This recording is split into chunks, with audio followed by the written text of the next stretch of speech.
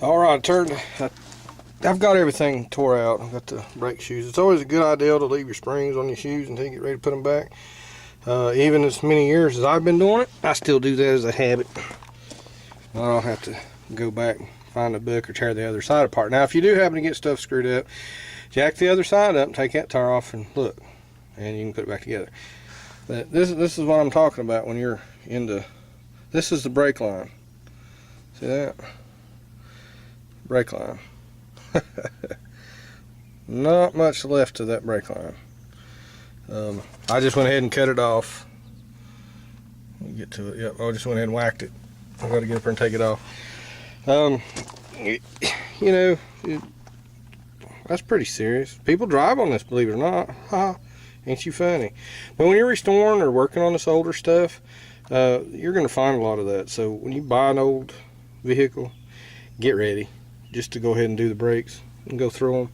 Unless somebody's already done it. See, there's the inside of the wheel cups. Here's the wheel cylinder.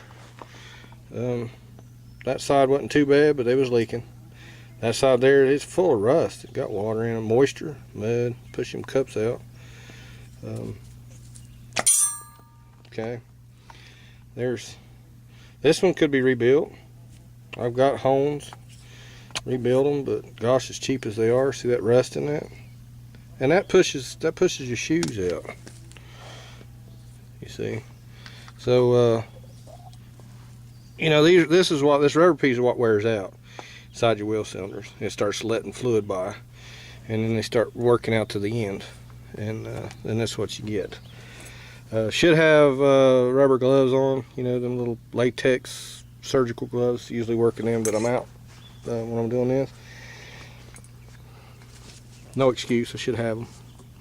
But these are your pins.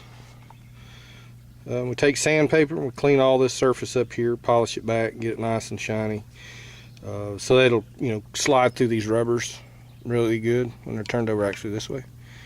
And do that. That drum here that we were looking at earlier in the last little segment is wore slap out. They've turned it as far as they can turn it. There again, see the brake shoes on top? Yeah, it's just junk. It's your responsibility really to take care of this stuff. You really got to, you know, look at it and do that, but most people don't. They just jump in, turn the key, and drive, and whenever stuff flies off, and it flies off. But I know this stuff was bad when I crawled under it. I could tell. You know, we'd feel the pedal trying to drive it. No style knew exactly what was wrong with him. He needed to go through and get a whole new set of shoes and wheel cylinders, master cylinder, stuff like that. So we're moving right along. I want to clean up a little bit here and kind of clean this stuff up out around this edges. You do not want to blow this off with the air wand. Even when I was a kid, we soaked them down with kerosene or diesel fuel and run it into a bucket. Don't blow that brake dust. You know, a lot of it used to be asbestos, and a lot of good old brakemen died from it. So just soak it down and just do the best you can, but don't blow it with the air wand. That's not right.